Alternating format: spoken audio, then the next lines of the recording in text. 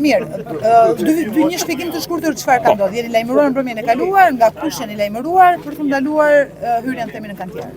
Ne jemi njoftuar, kam një deklaratë përgatitur, kështu që po vijojmë me deklaratën e përgatitur dhe pastaj mund të marrim nëse ka pyetje pa qartësi.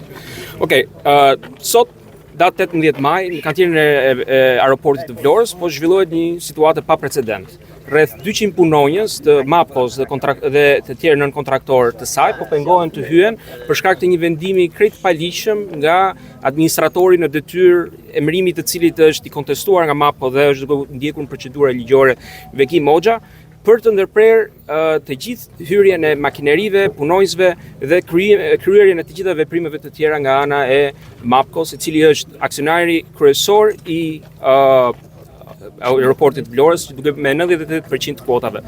Po diskutojmë për një investim të cilin MAPCO ka hedhur nga fondet e saj mbi 90 milion euro për ta kryer dhe po pengohet në mënyrë të njëanshme, krejt paligjshme nga një ortak i cili përbën vetëm 2% të kuotave, i cili më pas ka emëruar në mënyrë të paligjshme një administrator i cili vijon akoma me vendimarrjen në dëm të MAPCO-s, në dëm të projektit të Vlorës dhe në dëm në shkelje të tërësore të ligjit.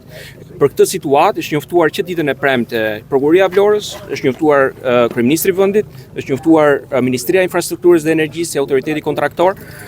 Pasi në mënyrë të njëanshme, Via pretendon për një ndërprerje kontrate, një veprim të cilin nuk mund ta kryejë, nuk mund ta zhvillojë dhe ky veprim pretendon që duhet të bëjë ndërprerjen e punës.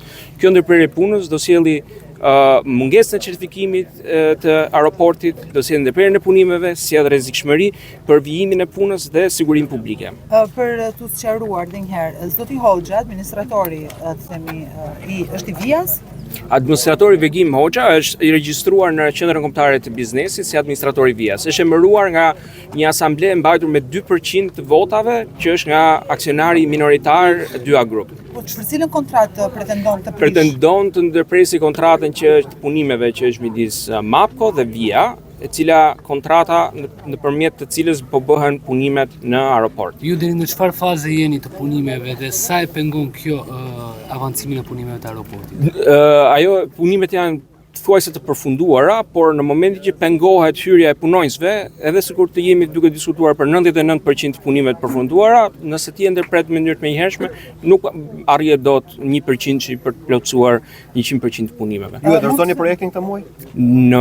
Nëse do na lejohet të hyrja në kantier, vijimi i punës, të hiqet urdhri për pengimin e punonjësve dhe kontraktorëve, punimet janë në drejt përfundim.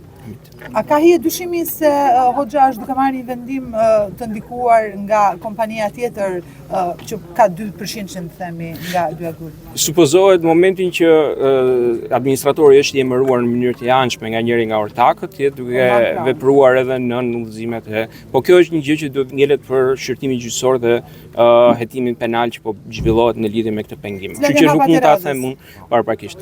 Hapat e radhës ne presim lejimin e punimeve dhe nuk do pranojmë asnjë zgjidhje tjetër përveç heqjen e pengimit dhe mos ndërprerjen e punimeve. Fakti që ju bëni dorëzime, plotësimin e situacioneve, pra përfundimin e punimeve, kjo do të thotë që ngelet peng, themi aeroporti? Nuk mund të komentoj në lidhje me këtë pyetje. Ili Gërdupi për MAPCO, Construction SA. Faleminderit.